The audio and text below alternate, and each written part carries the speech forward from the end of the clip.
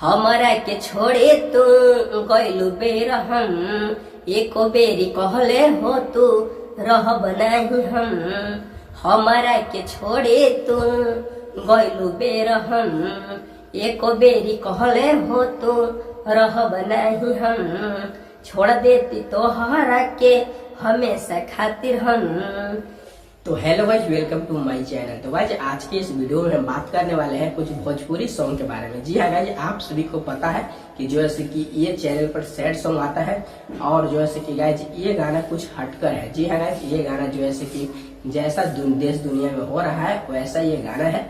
देश दुनिया में क्या कुछ हो रहा है उसी को माध्यम से जो है कि ये गाना लिखे हुए हैं और ये गाना जो है कि बहुत ही अच्छा है और बहुत ही अच्छा टाइटल जो है कि बैठा बैठा कर लिखे हैं। तो आइए इस वीडियो में हम बात करने वाले हैं कि जो है कि देश दुनिया में क्या क्या हो रहा है उसी के तत्व पर जो है कि ये गाना लिखा गया है। तो चलिए बिना देर न करते हुए ये गाना को हम सुनाते हैं कि दरअसल में ये गाना किस कदर है और जो है कि किस कदर इसका जो है कि लिखावट है।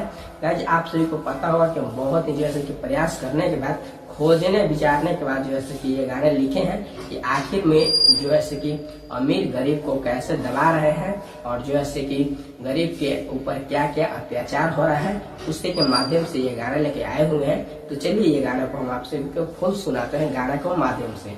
तो गाइस आप सभी गाना पर गौर कीजिएगा।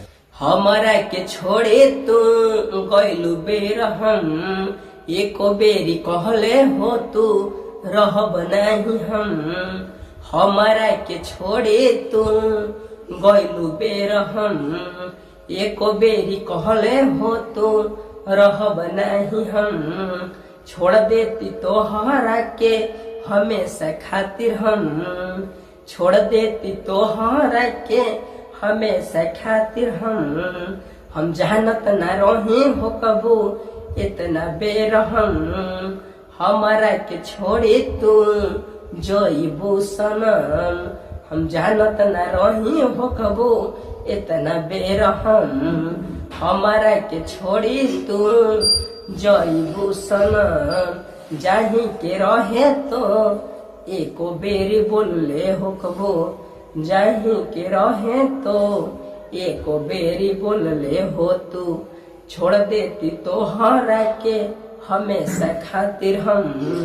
छोड़ देती तोहरा के हमेशा खातिर हम।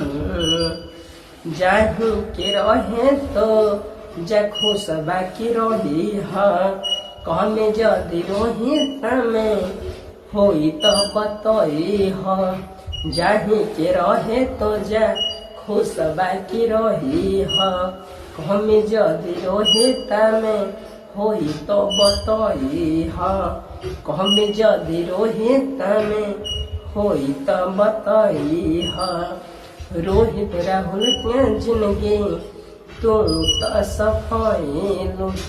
रोहित राहुल के जिंदगी तू तो निभाइलू। एको बेरी कहले हो तो रहब नहीं हम। छोड़ देती तोहरा के हमेशा खातिर हम।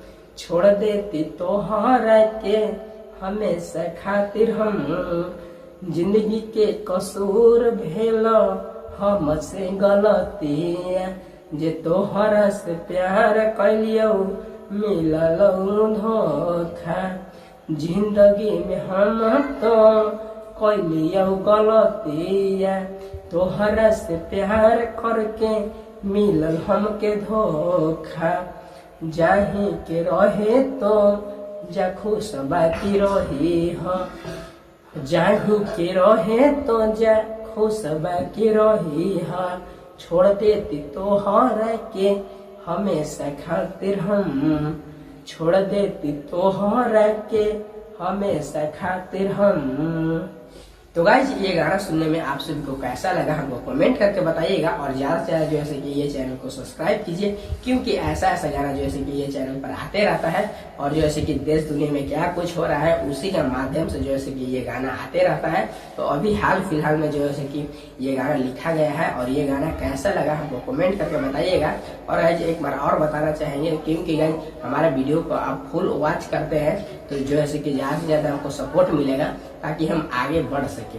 तो आप सभी से रिक्वेस्ट है हाथ जोड़ करके कि आप सभी फुल वीडियो जैसे कि एंजॉय कीजिए, क्योंकि आप फुल वीडियो देखेंगे तो हम भी जो है कि अच्छा कंटेंट लानेंगे, क्योंकि आप सभी को अच्छा लगेगा तभी आप लोग फुल वॉच करेंगे।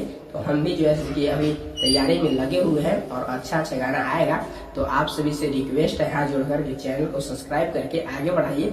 मिलते हैं किसी अगले वीडियो के साथ, तब तक के लिए धन्यवाद।